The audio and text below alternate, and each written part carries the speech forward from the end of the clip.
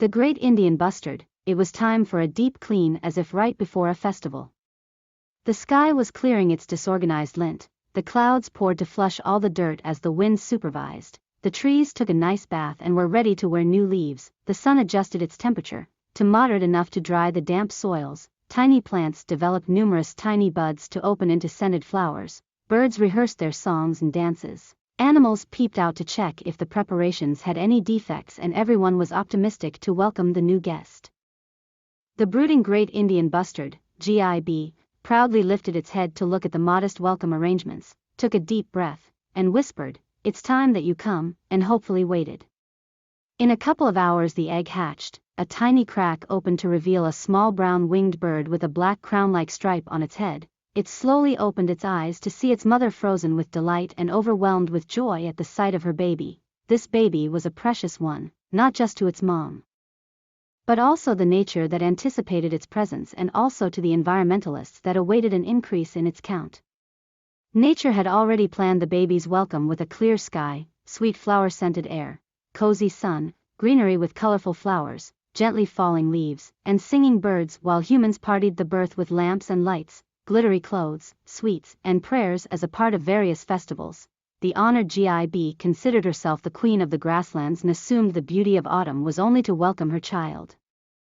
She had a royal gait on her tall muscular feet with a long neck raised in pride to a height of 3 feet. She had migrated from Africa to the grasslands of India for autumn that is favorable for its tiny, little one. There are only 150 GIBs across the world, listing it among the critically endangered species in the red data books. Nevertheless, kingship doesn't come with number but with attitude, and the GIB has all that it takes. She, along with her very few companions, migrated to India as though an inspection of grasslands. She knows she has reached India when she finds the river Indus to quench her thirst. She knows she has reached India by its vibrant colors and lamps that she considers are for her welcome. She knows she has reached India when she finds love not just amongst humans but also for their fellow animals and plants. She knows she has reached India as her heart recognizes her empire. High in the sky, the GIB opens her wings 6 feet wide to carry her 18 kilos weight. Her shadow shades her dry, deserted empire. She comes as though she has brought the clouds along for the rains upon her grasslands. Apparently, the grasslands are desert-like with no many trees. It is not as dense as the forests are, but it still has its diversity of species, both plants and animals, and it has its beauty, and GIB was its proud queen. To meet the rising demands, these grasslands are being converted into agricultural lands and for commercial constructions in the name of development.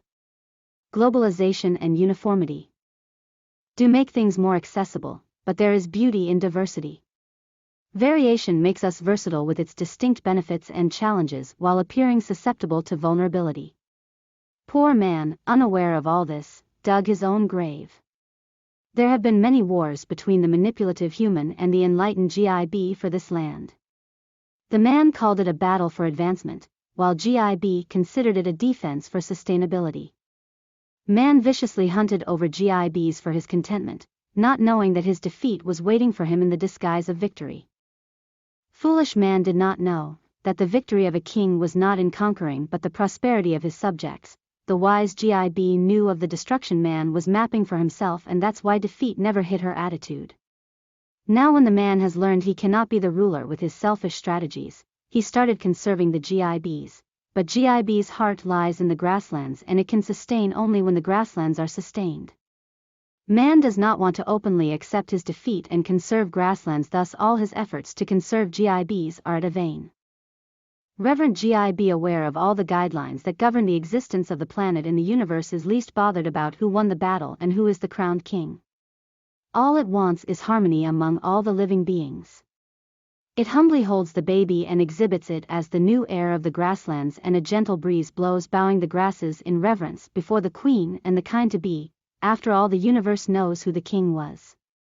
The little one cowardly snuggles into the breast of her mother, unaware of the importance it holds and the wisdom it has inherited in its genes.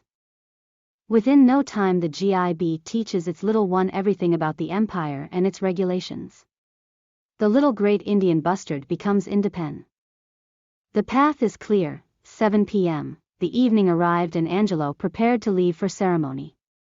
He had traveled a long way, from Seattle to end up in the middle of the Amazon rainforest, and 1,000,000 thoughts were going through his head as to why he had made such a wild journey. The facilitators approached his hut with flashlights and motioned for Angelo to follow them as they guided him to his very first ayahuasca ceremony.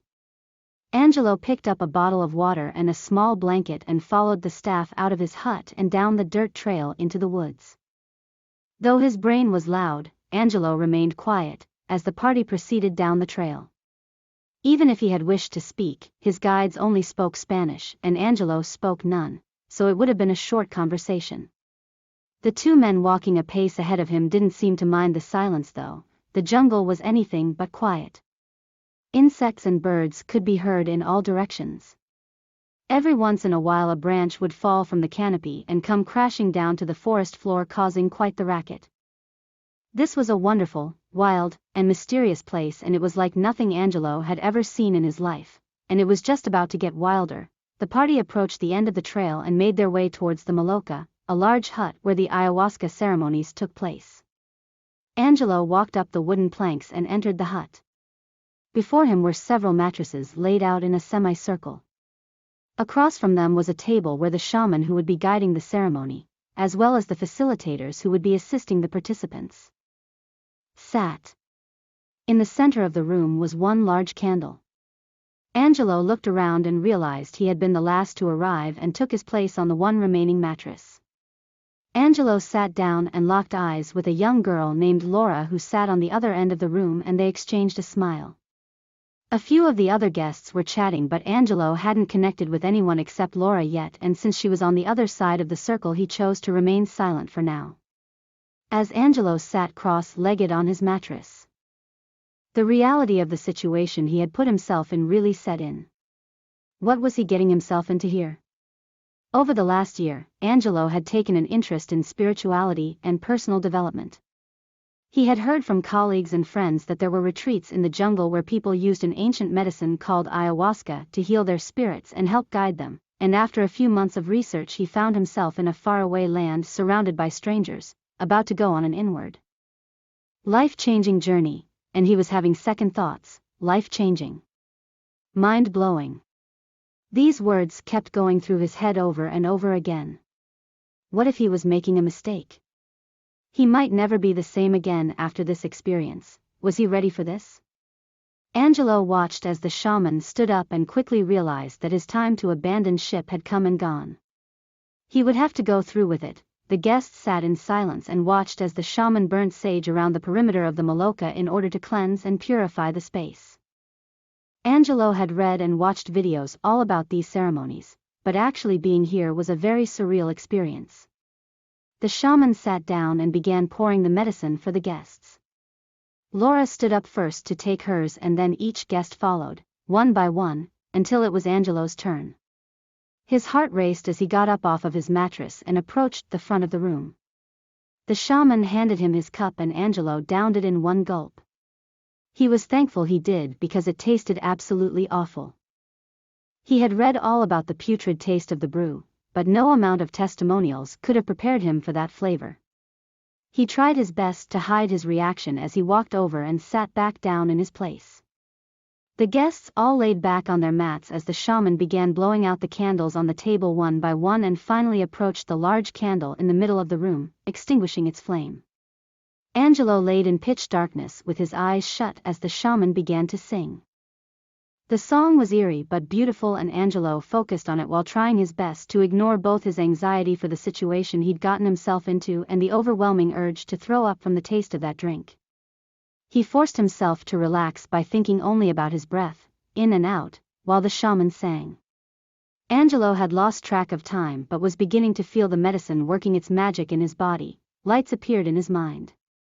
Very subtle reds, greens, and purples began to flutter in the darkness, growing brighter. The lights appeared closer and closer until Angelo could finally make out that they were hundreds of little brightly colored eyes. The eyes began moving in circular patterns from the center of his mind and outward along what Angelo assumed were vines. The vines began rotating faster and